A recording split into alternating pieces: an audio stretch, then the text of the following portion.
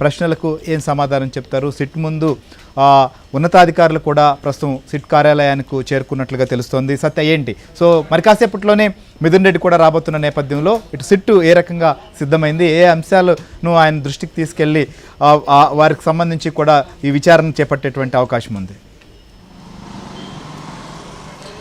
మిథున్ రెడ్డి మరి కాసేపట్లోనే సిట్ కార్యాలయానికి చేరుకోబోతున్నారు. కొద్దిసేపటి క్రితం చూసాం ఎయిర్పోర్ట్లో ఆయన మాట్లాడారు. ఇదంతా పొలిటికల్ వెండేటా, రాజకీయ కక్ష సాధింపులో భాగంగానే ఈ కేసులన్నీ కూడా తమపై నమోదు చేశారని ఆయన మాట్లాడడం జరిగింది.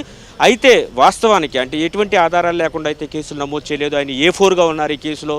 గతంలో అనేక మంది 11 మందిని ఇప్పటికే అరెస్ట్ చేసి జైలుకు పంపించారు. 41 మంది మీద ఇప్పటికే అభియోగాలు మోపడం జరిగింది. వీరందరూ కూడా అంటే అందరి వేళ్ళు కూడా అంతిమంగా వచ్చి మిథున్ రెడ్డి వద్ద ఆగుతున్నారు, పెద్దిరెడ్డి మిథున్ రెడ్డి వద్ద. దీంతో మిథున్ రెడ్డిని ఈరోజు విచారణకు రావాల్సిందిగా పిలిచారు. ఇంతకుముందు హైకోర్టులో బెయిల్ కావాలని చెప్పి వెళ్ళిన నేపథ్యంలో 3600 కోట్లు దేశంలోని అతిపెద్ద లిక్కర్ స్కామ్గా ఈ స్కామ్ ఉంది.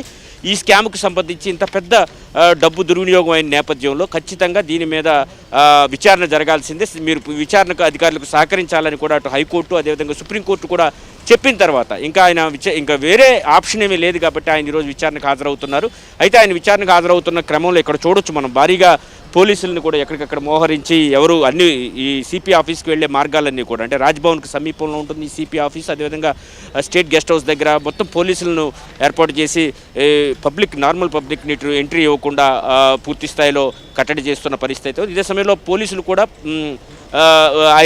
మిథున్ రెడ్డి ప్రస్తుతం అయితే వైసీపీలో ఒక కీలకమైన నేతగా ఉన్నారు, ఒక ఎంపీగా ఉన్నారు. వైఎస్ జగన్మోహన్ రెడ్డికి అత్యంత సన్నిహితుడు. అప్పట్లో ఏదైతే మద్యం స్కామ్ జరిగిందో మొత్తం కర్త కర్మ క్రియ రాజ్ కసిరెడ్డి అని చెప్పేసి అప్పట్లో మరొక వైసీపీ ఎంపీగా అప్పట్లో ఉన్నటువంటి విజయసాయిరెడ్డి సిట్టు ముందు చెప్పిన నేపథ్యంలో రాజ్ కసిరెడ్డిని మొత్తం మానిటర్ చేసిందంతా మిథున్ రెడ్డియే. లిక్కర్ పాలసీ తయారీలో కూడా మిథున్ రెడ్డి కీలక పాత్ర పోషించారు. ఆయన ఎంపీ అయినప్పటికీ ఆయనకు సంబంధం లేనప్పటికీ కూడా దాంట్లో ఆయన పాత్ర ఉందని చెబుతున్నారు. కాబట్టి ఇవన్నీ అంశాలు కూడా ఒక్కొక్కటిగా అడిగే అవకాశం. ఇంకొక అంశం ప్రధానంగా ఆయన ప్రస్తావిస్తున్నారు. ఢిల్లీలో కూడా తమకు సంబంధించిన ఒక మీడియాలో మాట్లాడడం జరిగింది. ఆ మీడియాలో మాట్లాడుతూ ఎక్కడా కూడా డబ్బులు సీజ్ చేయలేదు ఈ వ్యవహారంలో, ఎక్కడ ఏమీ దొరకలేదు వాళ్ళకి, అలాంటప్పుడు నన్ను ఓవరాల్గా ఏ విధంగా ఈ కేసులో నిందితుడిగా చూపిస్తారని కూడా ఆయన అడగడం జరిగింది. అయితే ఇమీడియట్గా ఛార్జ్ షీట్ వేశారు. మరోవైపు ఎక్కడెక్కడ డబ్బులు ఉన్నాయనే దాని మీద కూడా డంప్ చేశారు డబ్బులు. హైదరాబాద్లో కొన్ని చోట్ల, దుబాయ్లో కొన్ని చోట్ల, ఇక్కడ కొన్ని చోట్ల అని ఫోటోలతో సహా సిట్ అధికారులు ఇప్పటికే సేకరించారు. స్వాధీనం చేసుకోలేదనే మాట అనడం మినహాయించి దానికి సంబంధించిన ఆధారాలన్నీ కూడా ఇప్పటికే సిట్ అధికారులు అయితే సేకరించిన పరిస్థితి అయితే ఉంది. ఎవరైతే అంతిమ లబ్ధిదారు ఉన్నారో అతని ముందున్న లబ్ధిదారు మిథున్ రెడ్డి అని కూడా సిట్ అధికారులు తేల్చెప్పిన నేపథ్యంలో ఒక కీలకమైన పరిణామంగా ఈరోజు ఇది భావించాల్సి ఉంటుంది. ఇటు సిట్ కార్యాలయానికి వచ్చేటువంటి అన్ని రహదారుల వద్ద కూడా పూర్తి స్థాయిలో పోలీస్ బందోబస్తు ఏర్పాటు చేశారు. ఆయన ఎయిర్పోర్ట్లో కొద్దిసేపటి క్రితం బయలుదేరారు. మరి కాసేపట్లోనే సిట్ కార్యాలయానికి వస్తారు. ఖచ్చితంగా ఆయన ఒక 3 ప్రశ్నలు అయితే ప్రధానంగా 3 ప్రశ్నలు అయితే అడిగే అవకాశం ఉంది. ఒకటి, మద్యం కుంభకోణంలో మీ పాత్ర ఏంటి అని అడుగుతారు. గతంలో ఎవరైతే నిందితులుగా అరెస్ట్ అయిన వారు కానీ లేదా వాన్మూలం ఇచ్చిన వారు కానీ ఇక్కడికి వచ్చి చెప్పిన వారు కానీ ఉన్నారు వాళ్ళందరూ వాళ్ళని అడిగిన ప్రశ్నలే మరలా మిథున్ రెడ్డిని అడుగుతారు. 2 కూడా టాలీ అవుతున్నాయి లేదా టాలీ కాకపోతే క్రాస్ క్వశ్చన్ చేసే అవకాశం ఉంది.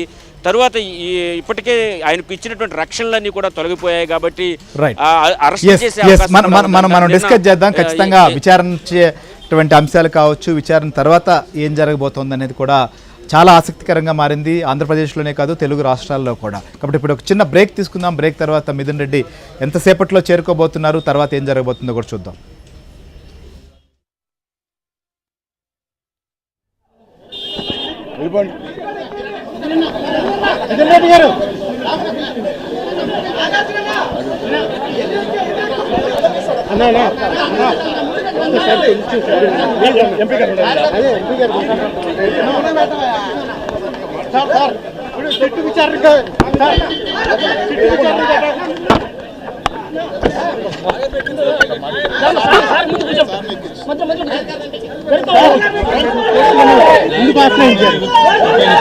ఒకసారి పిలిచారు, ఒకసారి అటెండ్ అయ్యారు. ఎక్కడ కూడా నేను కోఆపరేట్ చేయలేదు.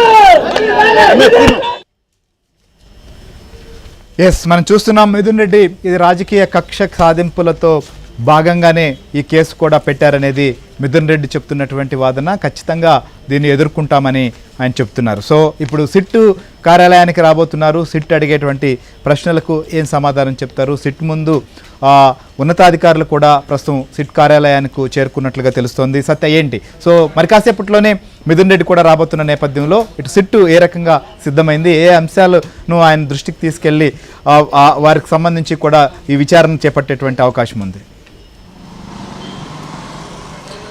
మిథున్ రెడ్డి మరి కాసేపట్లోనే సిట్ కార్యాలయం చేరుకోబోతున్నారు. కొద్దిసేపటి క్రితం చూసాం ఎయిర్పోర్ట్లో ఆయన మాట్లాడారు. ఇదంతా పొలిటికల్ వెండేటా, రాజకీయ కక్ష సాధింపులో భాగంగానే ఈ కేసులన్నీ కూడా తమపై నమోదు చేశారని ఆయన మాట్లాడడం జరిగింది. అయితే వాస్తవానికి అంటే ఎటువంటి ఆధారాలు లేకుండా అయితే కేసులు నమోదు చేయలేదు. ఆయన A4గా ఉన్నారు ఈ కేసులో. గతంలో అనేక మంది 11 మందిని ఇప్పటికే అరెస్ట్ చేసి జైలుకు పంపించారు. 41 మంది మీద ఇప్పటికే అభియోగాలు మోపడం జరిగింది. వీరందరూ కూడా అంటే అందరి వేళ్ళు కూడా అంతిమంగా వచ్చి మిథున్ రెడ్డి వద్ద ఆగుతున్నాయి, పెద్దిరెడ్డి మిథున్ రెడ్డి వద్ద. దీంతో మిథున్ రెడ్డిని ఈరోజు విచారణకు రావాల్సిందిగా పిలిచారు. ఇంతకుముందు హైకోర్టులో బెయిల్ కావాలని చెప్పి వెళ్ళిన నేపథ్యంలో 3600 కోట్లు దేశంలోని అతిపెద్ద లిక్కర్ స్కామ్గా ఈ స్కామ్ ఉంది. ఈ స్కామ్కు సంబంధించి ఇంత పెద్ద డబ్బు దుర్వినియోగం అయిన నేపథ్యంలో ఖచ్చితంగా దీని మీద విచారణ జరగాల్సిందే. మీరు విచారణకు అధికారులకు సహకరించాలని కూడా అటు హైకోర్టు అదేవిధంగా సుప్రీంకోర్టు కూడా చెప్పిన తర్వాత ఇంకా ఆయన ఇంకా వేరే ఆప్షన్ ఏమీ లేదు కాబట్టి ఆయన ఈరోజు విచారణకు హాజరవుతున్నారు.